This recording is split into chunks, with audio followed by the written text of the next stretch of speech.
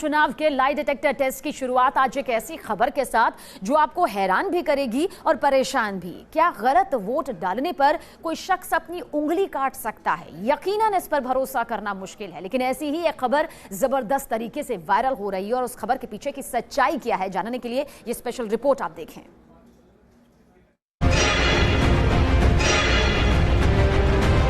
TV screen पर नजर आ रही ये खबर आपको चौंका सकती है। मुमकिन है ये खबर आपके व्हाट्सएप पर भी किसी ने भेजी हो, जिसमें दावा किया जा रहा है कि हाथी की जगह दब गया कमल का बटन तो काट ली उंगली। पहली ही नजर में इस खबर को पढ़ते ही इस पर शक पैदा होता है। भला एक वोट की वजह से कोई अपनी उंगली कैसे काट सकता है? क्या वायरल हो रही खबर सच है या किसी ने एडिट कर इस खबर को वायरल किया? चूंकि मौसम चुनाव का है और 18 अप्रैल को ही दूसरे चरण का चुनाव संपन्न हुआ है, ऐसे में दूसरे चरण के चुनाव के ठीक बाद इस खबर का आना इस बात की तरफ इशारा कर रहा था कि इसमें सच्चाई भी हो सकती है। लिहाजा हमारी टीम ने वायरल हो रही इस खबर से अलग हटकर कई जानकारियों को जुटाने की कोशिश की तो चौंकाने वाले नतीजे सामने आए।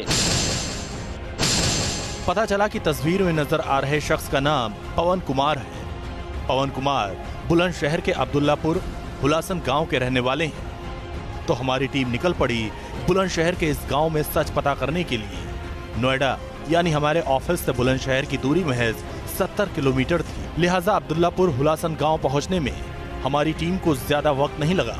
जैसे ही हमने इस गांव में पहुंचकर पवन कुमार और इस घटना का जिक्र किया तो लोगों का अच्छा खासा मजमा लग गया। सभी की जुबान पर बस यही बात थी जिसका दावा वायरल हो रही इस खबर में किया जा रहा था। फिर भी हमने स्थानीय लोगों से सच जानना चाहा, तो सुनिए उन्होंने क्या कहा।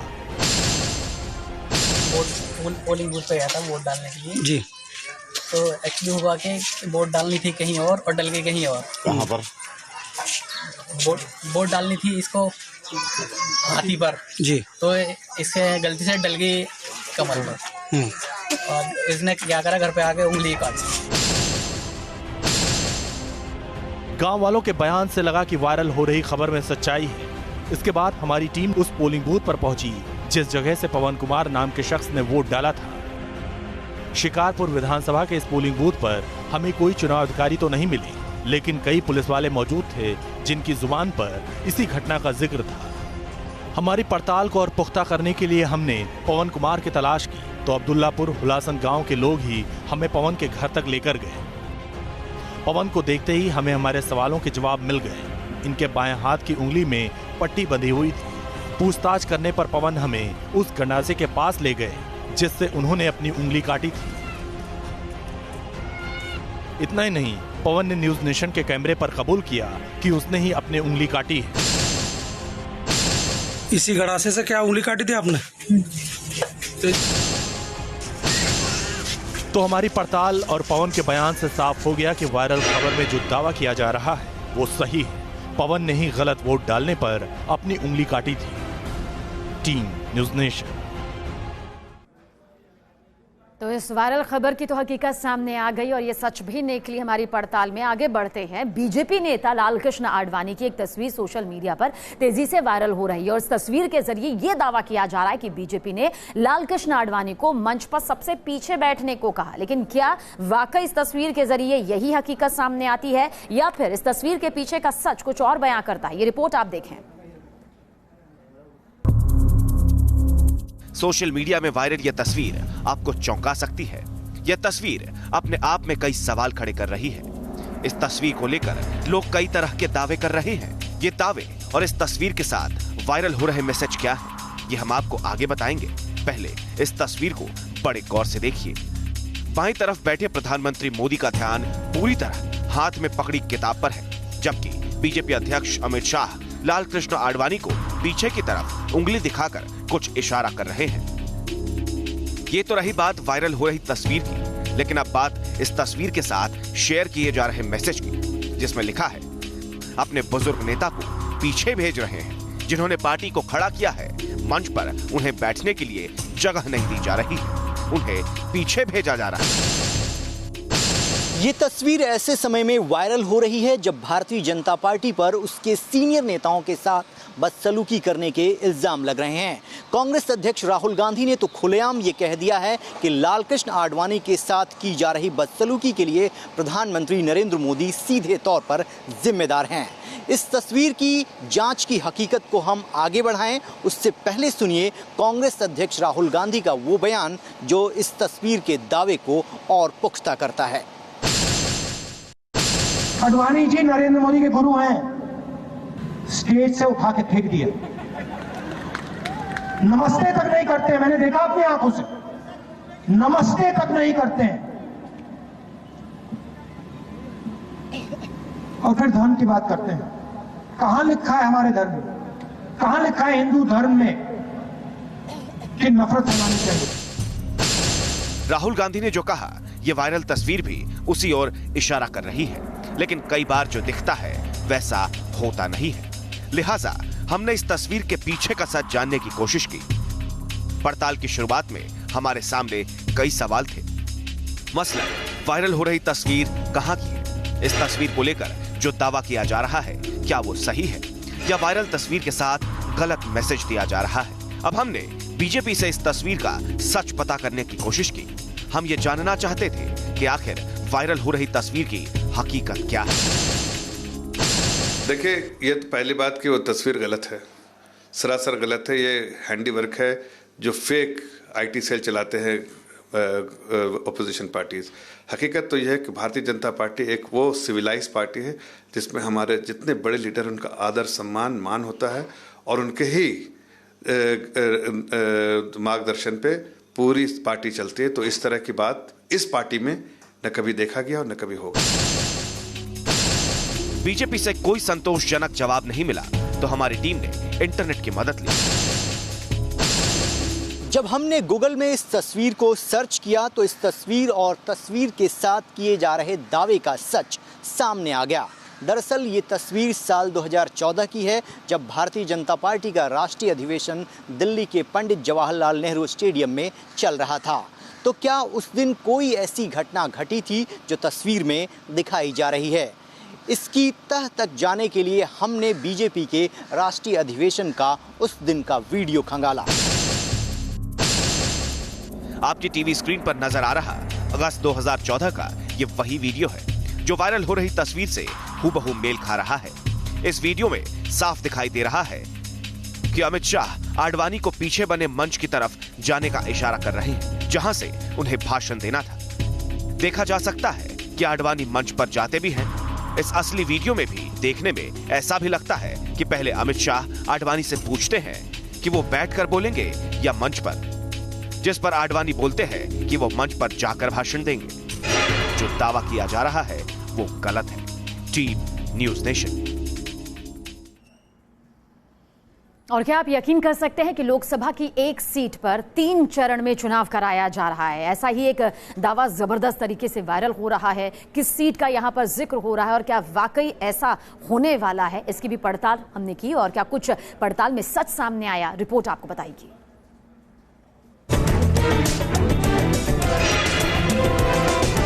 एक लोकसभा सीट पर 3 चरण में मतदान का सच। 17वीं लोकसभा के लिए 7 चरण में वोट डाले जा रहे हैं। ऐसे में क्या मुमकिन है कि सिर्फ एक लोकसभा सीट पर 3 चरण में चुनाव हो रहा हो? यकीनन ऐसा सुनने में अजीब लगता है, लेकिन जब हमारे सामने वायरल होती यह खबर आई तो हमने इस खबर की पड़ताल का मन बना लिया।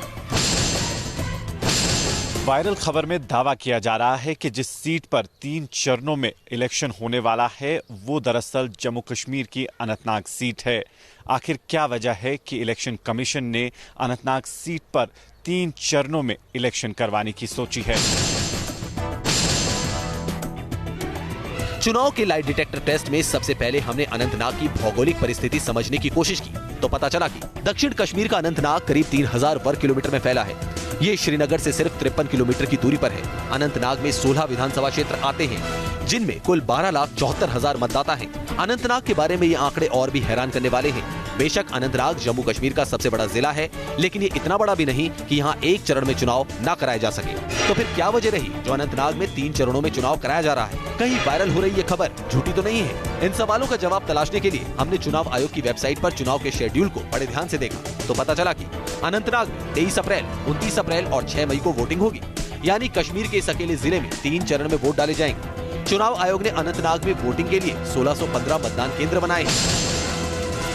तो हमारे अब तक की पड़ताल में साफ हो गया कि वायरल खबर सही है। अनंतनाग की लोकसभा सीट में 3 चरणों में वोट डाले जाएंगे, पर ऐसा क्यों है इसका भी हमने पता लगाया।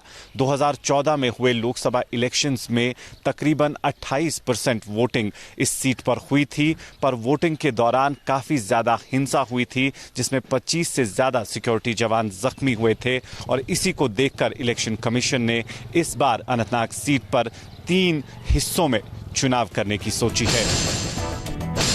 साफ है, हिंसा की आशंका को देखते हुए चुनाव आयोग बेहद सावधानी बरतना चाहता है। चूंकि अनंतनाग दक्षिण कश्मीर का सबसे ज्यादा आतंक प्रभावित जिला है, हुर्रियत और आतंकियों दोनों ने चुनाव के बहिष्कार की घोषणा की हुई। ऐसे में शांतिपूर्ण चुनाव के लिए भारी सुरक्षा बंदोबस्त की जरूरत पड़ेगी। इसलिए आयोग ने अनंतनाग में 3 चरण में चुनाव कराने का फैसला लिया है। त्राल का एरिया साउथ कश्मीर इस समय सबसे ज्यादा आतंकवाद वहाँ फैला हुआ है, और अनंतनाग का आतंकवाद का जो साउथ कश्मीर में गढ़ है असली और जड़ है वो अनंतनाग है। ये यकीन करने के लिए कि लोग वास्तव में सामने आ सकें, ये फैसला लिया गया कि उस कॉन्स्टिट्यूंसी के अंदर जो है 3 फेज में इलेक्शन हो। ये तो शायद दुनिया में अनप्रेसिडेंटेड है कि पूरे देश में, हिंदुस्तान में 7 फेज में इलेक्शन है, और वहाँ एक ही सीट जो है, एक ही कॉन्स्टिट्यूंसी है, उसमें 3 हिस्सों में। सो हर प्रकार से कोशिश की जा रही है सरकार की कि लोग जो है बड़े पैमाने पर सामने आए और अपने हक का इस्तेमाल करें। तो हमारी पड़ताल, एक्सपर्ट के बयान और चुनाव आयोग से मिली जानकारी से साफ हो गया है कि वायरल हो रही खबर एकदम सही है और सुरक्षा की वजह से अनंतनाग में 3 चरण में चुनाव कराए जा रहे हैं। Team news nation. बात करते हैं कांग्रेस के एक वायरल होर्डिंग की, जिसके साथ यह दावा किया जा रहा है कि अगर कांग्रेस सरकार में आई तो केरल में लोगों को बीफ खाने की छूट दे दी जाएगी। लेकिन क्या वाकई यही सच है जो वायरल मैसेज में बताया जा रहा है, या फिर हकीकत कुछ और है? रिपोर्ट आप देखें। कांग्रेस का यह होर्डिंग विवाद की वजह बन गया है। इस होर्डिंग को आधार बनाकर सोशल मीडिया में बड़ा दावा किया जा रहा है। दावा यह है कि इस होर्डिंग में कांग्रेस ने वादा किया है कि अगर वो सत्ता में आई तो लोग बीफ खा सकेंगे। खास बात यह है कि होर्डिंग पर कांग्रेस अध्यक्ष राहुल गांधी की तस्वीर और कांग्रेस का चुनाव चिन्ह भी नजर आ रहा है। सवाल है कि क्या कांग्रेस ने ऐसा कोई वादा केरल में किया है? क्या बीफ खाने की छूट देने वाला वादा सही है? सोशल मीडिया में वायरल हो रही इस होर्डिंग की जब हमने पड़ताल की तो इस होर्डिंग में ही वायरल हो रहे दावे का झूठ सामने आ गया। दरअसल इस होर्डिंग में राहुल गांधी की तस्वीर की दाईं तरफ मलयालम में एक मैसेज लिखा है, लेकिन जो लोग इस होर्डिंग की तस्वीर को वायरल कर रहे हैं उन्होंने मलयालम में लिखे मैसेज का सही से अनुवाद नहीं किया, क्योंकि इस होर्डिंग में मलयालम में लिखा गया है कि मैं जानना चाहता हूं, खाने के नाम पर हत्या।